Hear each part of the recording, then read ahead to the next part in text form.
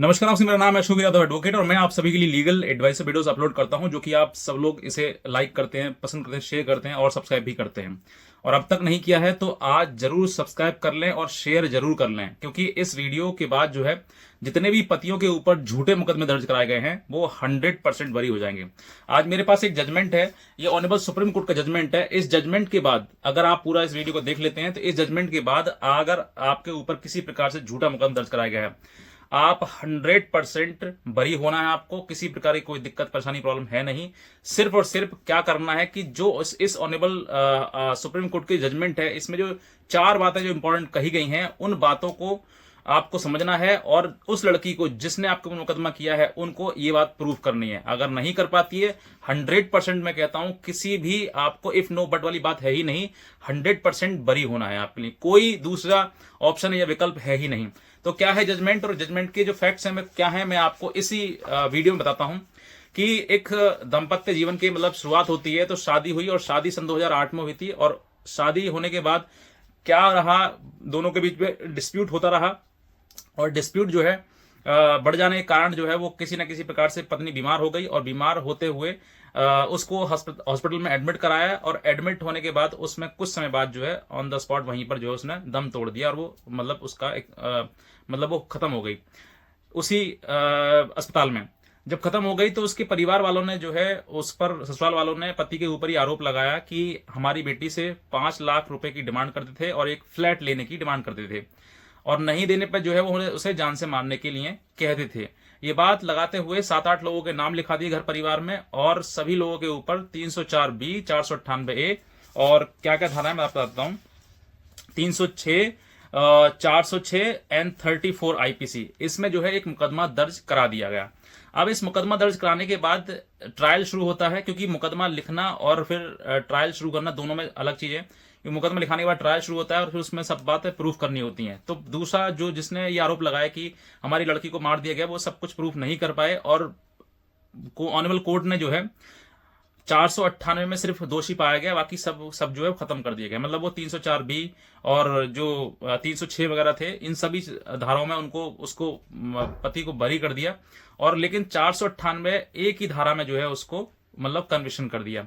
अब एक कन्विक्शन के बाद जो जैसे कन्विक्शन हुआ तो दूसरा जो पक्ष है मतलब पति है, पति ने हाईकोर्ट में इसकी गुहार लगाई कि मेरे खिलाफ जो आरोप लगाया गया है वो गलत है और कन्विक्शन जो किया गया है वो गलत है। जैसे ही किया गया तो हाईकोर्ट ने भी इसको एज इट इज माना कि मतलब लोअर कोर्ट ने जो अपना जजमेंट सुनाया है वो सही सुनाया है, गलत नहीं है। तो इसको जजमेंट को जो है बरकरार रखा गया। अब इसका जैसे ही चीजें यहाँ पे मतलब हाई कोर्ट ने डिसमिस किया, उसके बाद सीधे हाई कोर्ट से सुप्रीम कोर्ट को पिटिशनर ने जो है फिर उस सुप्रीम कोर्ट के द्वारा एक गुहार लगाई कि भाई मुझे भी सुना जाए और मेरे ऊपर जो झूठा एलिगेशन लगाया गया है उसको भी मतलब कंसिडर किया जाए। तो अब ऐसी चीजों में जो है जब सुप्रीम कोर्ट के पास गई तो सुप्रीम कोर्ट ने जो है ये जजमेंट दिया, ये जजमेंट, और इस जजमेंट में जो है सिर्फ ये कहता हुआ कि ये जो एलिगेशन है वो फॉल्स लगाया गया है। पूरे परिवार को जितने लोग थे सबको बरी कर दिया गया, किसी भी को भी कोई सजा नहीं की गई। लेकिन इसमें कुछ 4 फैक्ट्स जो भी बताए गए थे वो सभी इसी बारे में बताए गए, क्योंकि पूरा जजमेंट मैं आपको बता नहीं सकता हूँ क्योंकि बहुत बड़ा जजमेंट है और 4-5 पेज का जो जजमेंट है। इस जजमेंट में जो 4 इंपॉर्टेंट पॉइंट्स जो कहे गए हैं जो आपको समझना जरूरी है, क्योंकि हर पति के पास ये अधिकार है कि उसके ऊपर झूठे मुकदमे जो लगाया गया है उसको सही से एक्सप्लेन किया जाए और उस चीज से बरी किया जाए, क्योंकि कहीं ना कहीं ये बात सामने आ ही रही है कि मुकदमे झूठे ही दर्ज कराए जा रहे हैं। अब वो पॉइंट्स क्या थे 4, मैं आपको वही बताना चाहूंगा। पैरा नंबर 8 में ये बताया गया है कि जो a bare pursuit of section 498A would be reveal that the following as an essential ingredient to attract the said offense, मतलब जो ऑफेंस आपने लगाया उसके इंग्रेडिएंट होने चाहिए, मतलब जिससे संबंधित आपका ऑफेंस है मतलब अपराध है। अब इसमें 498 का लगाया तो उसमें 4 पॉइंट क्या बताया गया। नंबर 1 पॉइंट इसमें बताया गया है the victim was a married bye lady, मतलब वॉज अ मैरिड लेडी, मतलब जो महिला आरोप लगा रही है आपके ऊपर उस महिला को शादीशुदा होना जरूरी है। दूसरा that the she has been subjected to cruelty by her husband and relatives, मतलब ये बात साबित होनी चाहिए कि उसके ऊपर क्रूअल्टी की जा रही है उस पति के द्वारा और पति के रिश्तेदारों के द्वारा। Number 2 point. नंबर 3 बात करते हैं that such cruelty considered of either harassment with a view of coercive meeting a demand of dowry, a willful contact by the husband or his relatives of such a nature as are likely to lead the lady to commit suicide or cause grave injury to her life, limb और death. मतलब उसका पति और पति के परिवार में जितने लोगों के नाम लिखाए हैं उन सभी के द्वारा ये बात, मतलब पत्नी के द्वारा ये बात साबित होनी चाहिए कि उन्होंने उससे उसको एक साथ में क्रूअल्टी करी, उनसे दहेज मांगा और इतनी इस हद तक मारा कि उसने उसको इंजरी हुई और किसी प्रकार से उसने सुसाइड करने का भी अटेम्प्ट किया।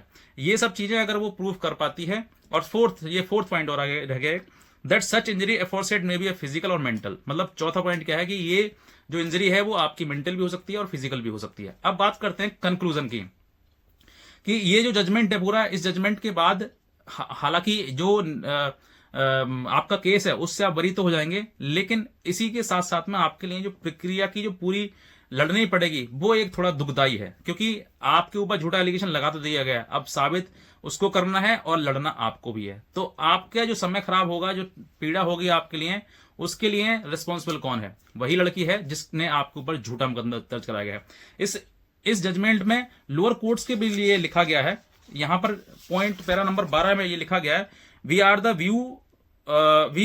Of the view that in view of such circumstances the courts have to be careful to identify instance of over implication and to avert the suffering of ignoring and inexplicable consequences by the such person। मतलब ऐसा जो व्यक्ति इस तरह की झूठी complaint और झूठे मुकदमे दर्ज कराए जा रहे हैं, इनको आइडेंटिफाई किया जाए कि सब्सटेंसेस उसके हैं या फिर नहीं है। ये लोअर कोर्ट के लिए बताया गया, क्योंकि झूठे मुकदमों की जो तादाद है वो लगातार बढ़ते जा रही है और झूठे मुकदमे फटाफट करा दिए जाते हैं।